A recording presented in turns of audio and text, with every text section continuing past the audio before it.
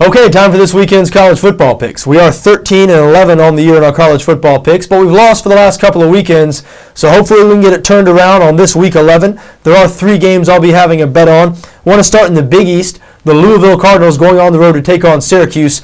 Louisville is currently installed as a 1.5-point favorite in this game on BETDAQ. 58 is the total. Now Louisville, of course, 9-0, the only remaining undefeated team in the Big East. You might see this line and say, wait a second, they're only a 1.5 favorite over Syracuse. Syracuse is 4-5, so you might be inclined to bet on Louisville, but I'm going the other way. I believe the right play in this game is on Syracuse. I think Syracuse is going to win this game. I think it all ends here for Louisville, at least in terms of the undefeated season. Syracuse might be the best 4-5 team in the country. That may not be saying much, but it's been a season full of close, heartbreaking losses for them, none more so than their season-opening loss, a 42-41 loss to Northwestern. They followed that game up with a tough loss to USC. USC obviously has more talent than Syracuse, but Syracuse played them tough. None of their 5 losses have been by more than 13 points. Their other 3 losses, aside from Northwestern and USC, have been 3 road games against bowl-type teams, Minnesota, Rutgers, and Cincinnati. Louisville has struggled on the road this season. They haven't really been tested on the road. There are 3 road games. The first 2 they squeaked by against 2 bad teams, Florida International and Southern Miss. This is the worst Southern Miss team in several years. Their other road game, a 10-point victory over Pittsburgh. I know Pittsburgh has played well over the last couple of weeks, but they have not been impressive by and large this season. So I think this is going to be Louisville's toughest road test of the year, and it is going to be a tough game. It's going to be tough for them to go in there and get a victory. This is a huge game for Syracuse. You can't oversell that. They're 4-5, a big game for their bowl chances. And we mentioned some close, heartbreaking losses for them this season. Now they get a chance, an undefeated, highly ranked team coming into their place. They can really right some of the wrongs that I'm sure they feel have been done to them this season, and I think they're going to. They have a good offense. Their quarterback, Ryan Nassib, passes for 306 yards per game. The Louisville defense has slipped a little bit here these last 3 or 4 weeks. They've really struggled now. They played pretty well last week against Temple, but in their 2 or 3 games prior to that, I know their 2 games prior to that, they did not play very well against, South Florida and Pittsburgh, I believe. Correct me if I'm wrong on that, but I believe it was South Florida and Pittsburgh. Anyway, Louisville's defense has not been playing as well here the last couple of weeks. Syracuse has a good offense. I think this is a great spot for Syracuse, and I do like them plus a 1.5. Think they're going to win this game outright. Next game, I'll be having a bet on an SEC game. Tennessee Volunteers at home, a 3-point favorite over Missouri. Now, Tennessee has been brutal this season, especially on defense. They're allowing 483 yards per game, 35 points a game. They gave up 48 points last week to Troy.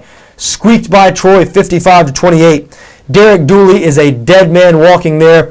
1-12 in his last 13 SEC games. That just does not cut it at a place like Tennessee. All that being said, I do like the Vols as 3-point home favorites this week over Missouri. They haven't stopped playing hard for Derek Dooley. They're just not very good on defense. They are good on offense. Tennessee averages 485 yards per game on offense. They score 36 points per game. If it sounds like I just regurgitated the defensive stats, that's because they're so similar. They average 485 yards per game. They give up 483 yards per game. They average 36 points per game. They give up 35 points per game. So Tennessee, a good offense and a bad defense.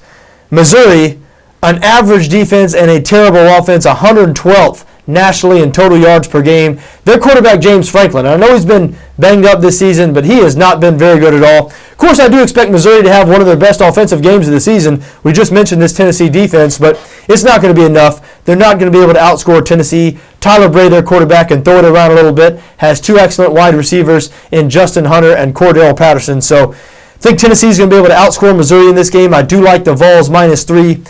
Final bet of Saturday, my final bet of Saturday, another SEC game, the big one. Alabama, #1 team in the country, hosting Texas A&M. Crimson Tide currently installed as a 13.5-point favorite in this game on BETDAQ. 57 is the total, and it is that totals market that I'm going to be having to play on. I do like under 57 in this game, and I understand why the total is this high. Texas A&M, the best offense in the SEC, they average 44 points per game, so you look at this game and you say, well, hey, a team that scores 44 points a game that's a 13.5-point underdog and the total is only 57. Well, Texas A&M, I'm not saying they've racked up all those points, strictly against soft defenses, but when they've played the elite defenses in the SEC, and they've only played 2 teams so far this year, only 2 defenses that you would call elite, Florida and LSU, both those games have gone the same way. A&M has had success in the first half. They've been able to move the ball and score some points.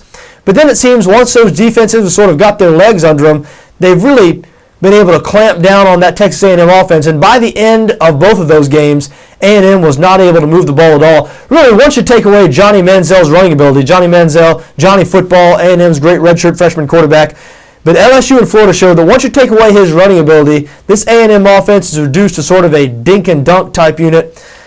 But the problem is, most defenses, just about hardly anybody, is athletic enough on defense to match up with those wide receivers on the outside and be able to stop Manziel running the ball. That's why A&M's had so much success this year. And I mean, Mississippi State last week, it's not that Mississippi State's a terrible defense.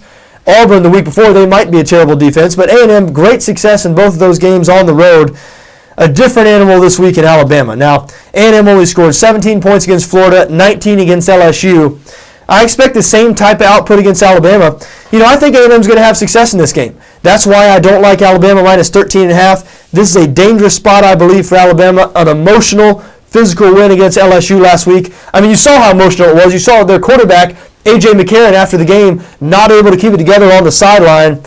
And after the game, in the post-game interview, you know, bawling like they had won something. They didn't win anything. They didn't win the national championship. They didn't even win the ACC championship. All they did was win a tough road game at LSU.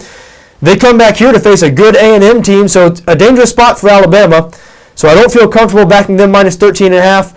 I don't feel comfortable backing A&M and taking the points because I do think there's a chance that Alabama might get the hang of this A&M offense a little earlier than Florida and LSU did and shut them down and blow Texas A&M out.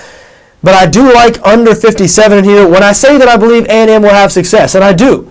What I mean by that is I believe they might be, 350 yards of total offense and 20 points, 24 points, somewhere in that neighborhood. But I'm still not sure an output like that is going to be enough to get over a total like 57. So I am on under 57 in that game. So there you have it. Those are my three games on Saturday. I like Syracuse plus 1.5. I like Tennessee minus 3. And I like under 57 in the Texas A&M Alabama game. I wish you the best of luck in whatever you decide to do on Saturday, just so long as your interests don't conflict with my interests.